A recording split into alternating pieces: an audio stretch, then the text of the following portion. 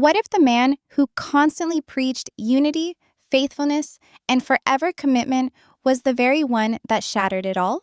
Was love really what kept the Brown family together? Or fear, control, and the weight of religious duty?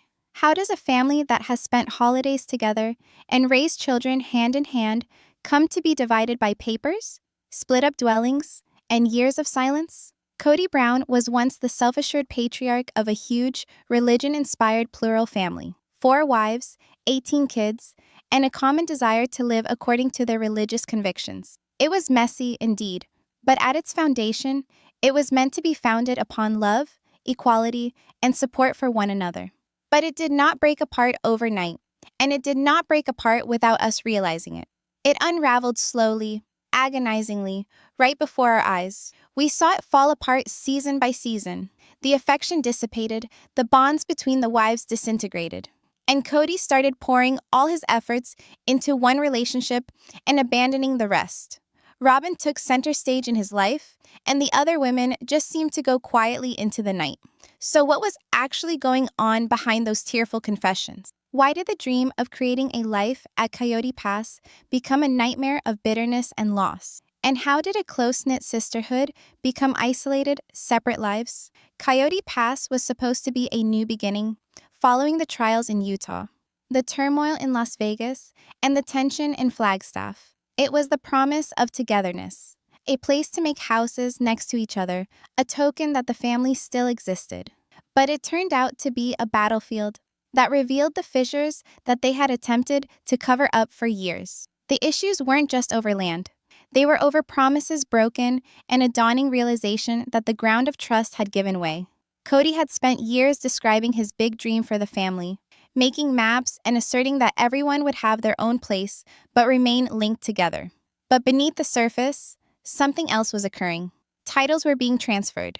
Papers were signed under less than full awareness and consent. What had seemed to be a shared vision began to resemble more of a strategic maneuver to take over. And at the center of it all was Janelle, tied financially to the venture, drained emotionally, but still attempting to hold on to something that no longer was. Janelle had put money into Coyote Pass. She went along with the plan of Kody even when it did not feel right. But when the land titles were produced, finally, the reality became apparent. Her place in the family, both legally and emotionally, had been diluted. There were whispers that Kody and Robyn had secretly gained legal ownership of sections of the land. No one on the show uttered the word embezzlement, but the consequences were hard to overlook. Janelle's voice broke as she confessed, "I have nothing. I have nothing to show for 30 years. It wasn't a line. It was the unvarnished reality of what had transpired, not only with the land, but with the foundation of the family. Trust was lost, and the more she pressed for explanation, the more Kody defended himself and distanced himself. The battle over ownership and deeds reflected a greater truth. Who really held power in this family? Who was important? And who was being quietly pushed aside? What it became clear was that it wasn't about fairness anymore. Kody wasn't defending the family. He was defending Robyn. And the dream they had shared once? That was over. Nothing ever got constructed on Coyote Pass. No houses, no future together. But what did stick around was the destruction. Christine spoke up first to say what most had already surmised. "I don't want to be married to Kody anymore." And that was it. The truth was out. The Brown family's saga wasn't about polygamy and faith. It was about the ways in which blind devotion can consume you. Silence can conceal deep pain. And even the strongest relationships can shatter when love turns into oppression. Christine's departure was not an impulsive decision.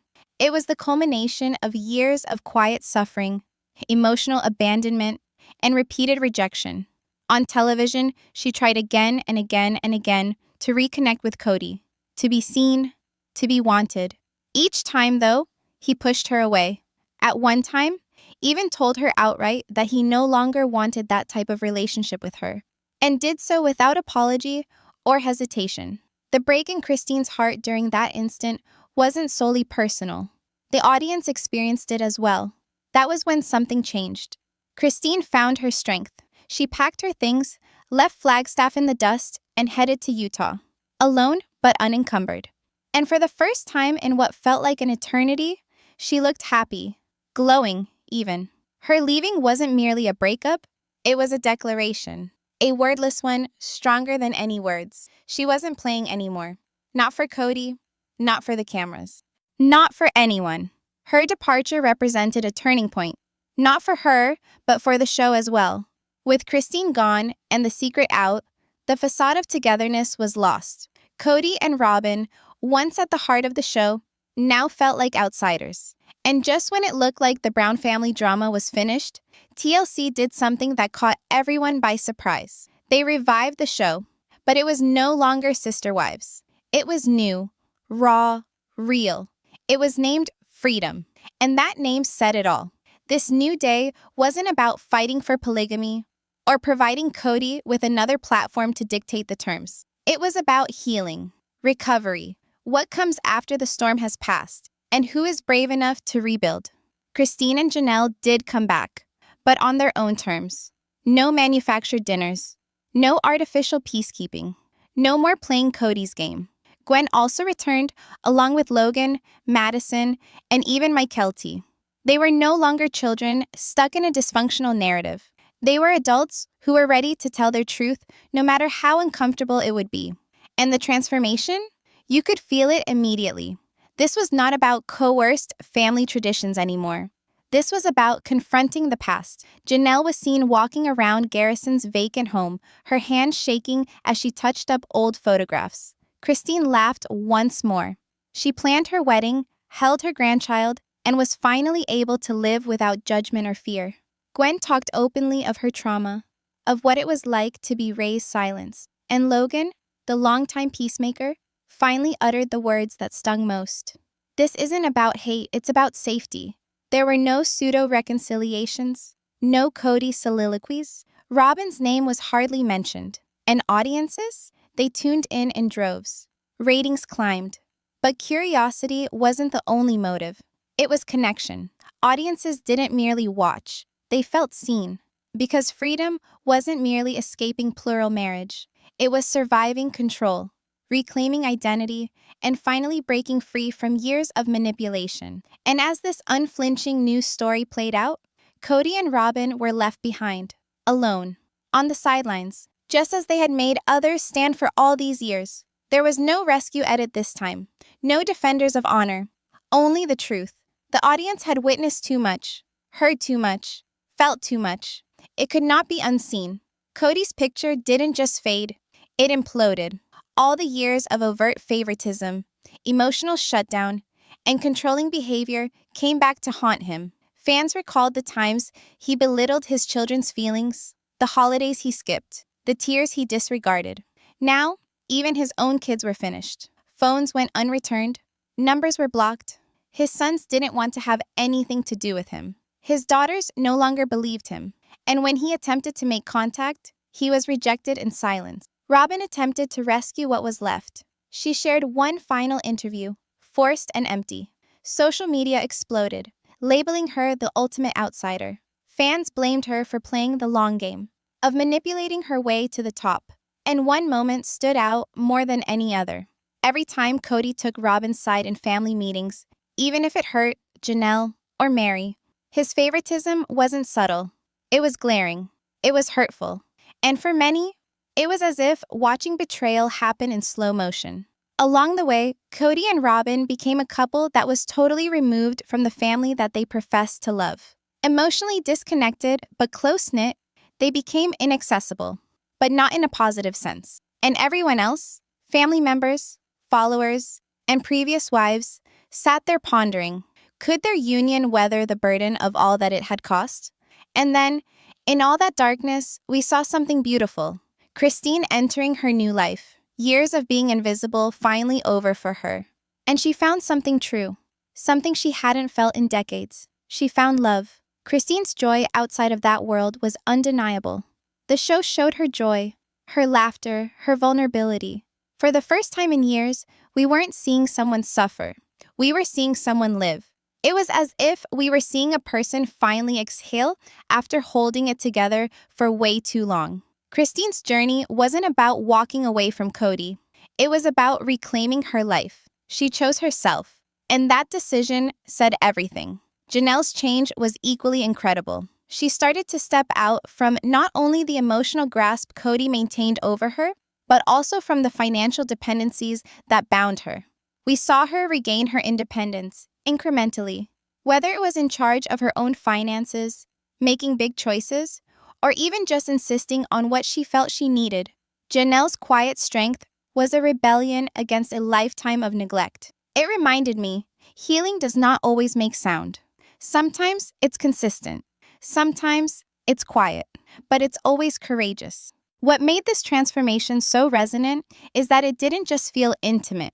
It felt communal. Fans who had watched the Brown family for decades shared a collective sense of relief, of justice, of truth finally surfacing. Seeing Christine and Janelle speak up wasn't just gratifying. It was empowering. This wasn't just the downfall of a polygamous marriage. It was the emergence of two women who had been counted down for too long. Their tales transformed suffering into purpose. The demise of the Brown family's wholeness wasn't a defeat. It was a new beginning, one of hope, healing, and the courage to prioritize self-worth over sacrifice. Then came one of the most memorable moments of all, the Sukanya Krishnan interviews. Unlike previous specials, when Kody usually tiptoed around accountability, Sukanya was ready for it. She posed the tough questions, the ones fans had been yelling at their televisions for years. And Kody, he couldn't weasel his way out of it anymore. We witnessed something break. The typical condescending assurance shattered. There was actual frustration, defensiveness, perhaps even regret. But mostly, Kody appeared backed into a corner. He was no longer dictating terms. For once, the facts were being uncovered in the moment. It was unvarnished, clumsy, and totally unguarded. And viewers couldn't turn away. In the meantime, the internet was ablaze. Supporters went online in an avalanche of backlash, crying foul over years of manipulation, favoritism, and emotional manipulation. Robyn was not exempt either. The assaults came, being the victim, manipulating Kody against the other wives, secretly profiting from the downfall of the family she professed to love. But this time, the viewers weren't merely upset.